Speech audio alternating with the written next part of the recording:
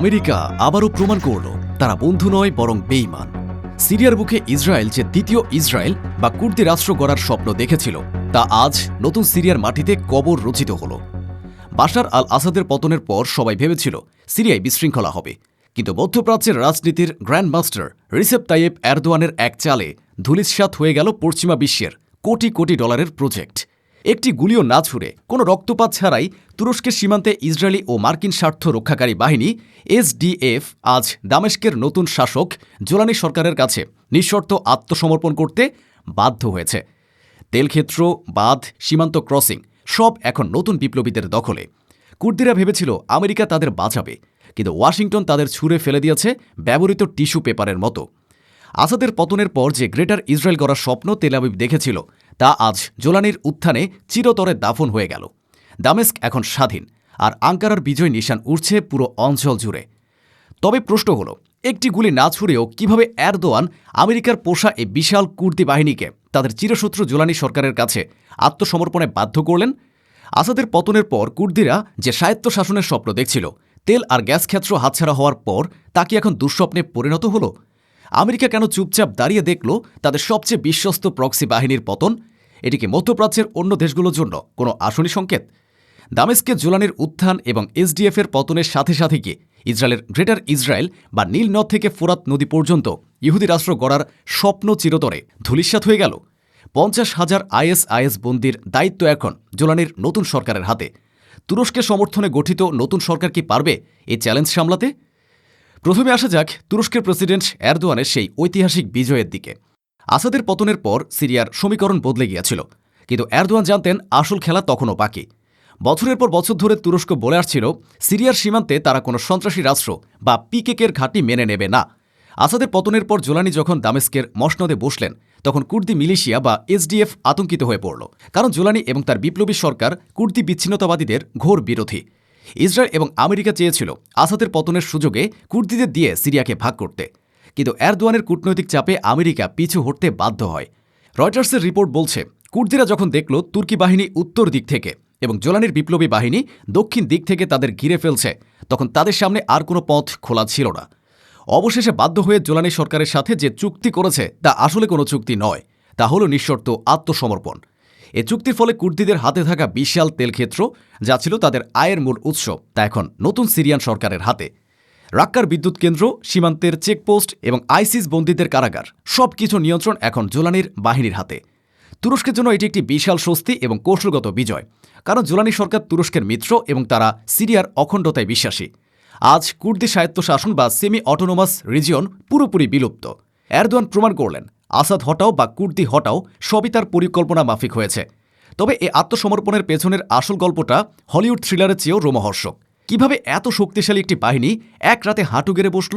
গোয়েন্দা সূত্রে খবর, আত্মসমর্পণের ঠিক 24 ঘণ্টা আগে তুরস্কের গোয়েন্দা সংস্থা এমআইটি এবং জোলানির বিশেষ বাহিনী যৌথভাবে একটি গোপন অপারেশন চালায়, যার নাম ছিল অপারেশন ব্ল্যাকআউট।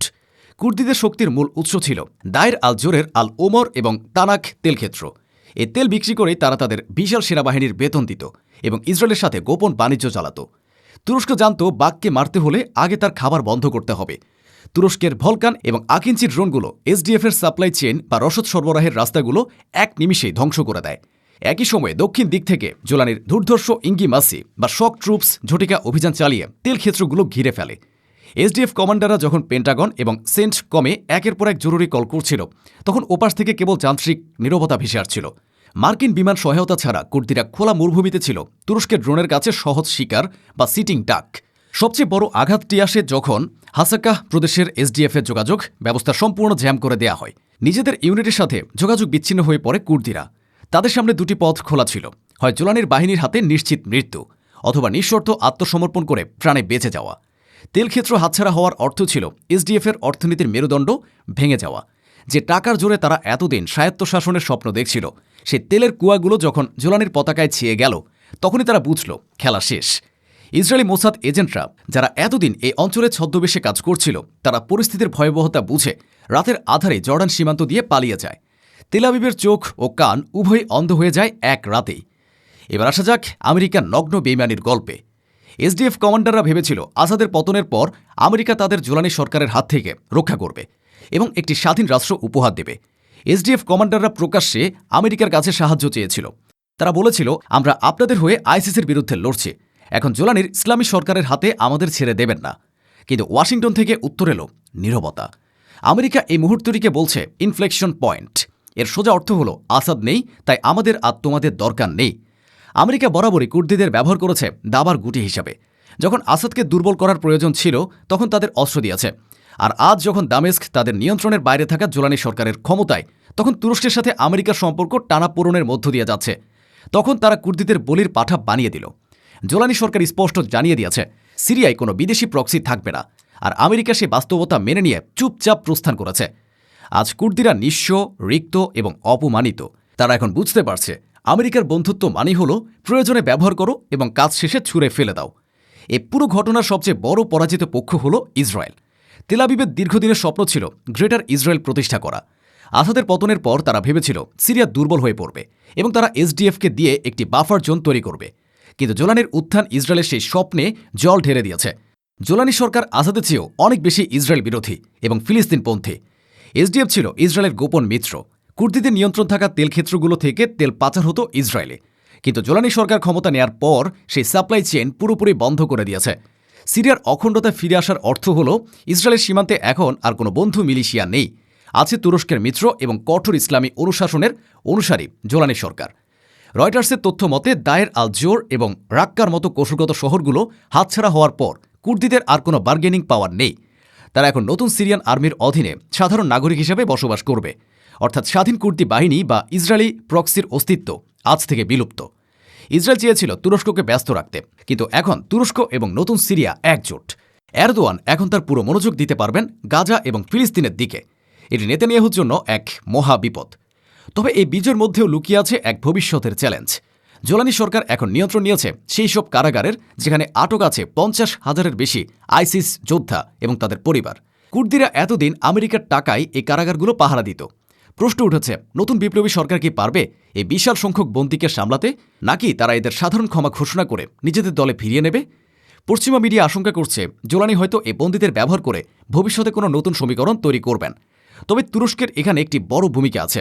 তুরস্ক জোলানি সরকারকে এই বিষয়ে কড়া নজরদারিতে রাখছে, কারণ আঙ্কারা চায় না সীমান্তে নতুন করে অস্থিরতা তৈরি হোক। আপাতত তুরস্কের সীমান্তে শান্তি ফিরেছে, পিকেকে বিতাড়িত, কুর্দিরা নিরস্ত্র এবং দামেস্ক এখন তুরস্কের বন্ধু। আসাদের পতন এবং জোলানির উত্থান মধ্যপ্রাচ্যের ইতিহাসে এক নতুন অধ্যায়, আর এই অধ্যায়ের লেখক নিঃসন্দেহে রিসেপ তাইয়েপ এরদোয়ান। আমরা দেখলাম কিভাবে একটি পরাশক্তি তার মিত্রদের সাথে বিশ্বাসঘাতকতা করে। আমরা দেখলাম কিভাবে একটি গুলি না ছুড়েও তুরস্ক তার দীর্ঘদিনের শত্রু কুর্দি মিলিশিয়াদের নতজানু হতে বাধ্য করল। এসডিএফের এই পতন এবং জোলানির কাছে আত্মসমর্পণ প্রমাণ করে মধ্যপ্রাচ্যে ইসরায়েল বা আমেরিকার উপর ভরসা করে কেউ টিকে থাকতে পারে না। গ্রেটার ইসরায়েল স্বপ্ন আজ জোলানির বুটের তলায় পিষ্ট। আমেরিকার হাত ধরলে পরিণতি এমনই হয়। কুর্দিরা আজ ইতিহাস থেকে শিক্ষা পেল। তাদের তেল গেল, মাটি গেল, স্বপ্নও গেল। রইল শুধু আমেরিকার দেওয়া প্রতারণার দগদগে ঘা এবং জোলানির শাসনের অধীনে বেঁচে থাকার বাস্তবতা। প্রিয় দর্শক, আপনার কি মনে হয় আসাদহীন এই নতুন সিরিয়াকে তুরস্কের নেতৃত্বে মধ্যপ্রাচ্যে শান্তি ফেরাতে পারবে, নাকি জোলানি সরকার ইসরায়েলের জন্য নতুন আতঙ্ক হয়ে দাঁড়াবে? কমেন্টে আপনার মতামত জানান। ভিডিওটি ভালো লাগলে লাইক দিন এবং শেয়ার করে বিশ্বকে জানিয়ে দিন গ্রেটার ইসরায়েল আজ মৃত।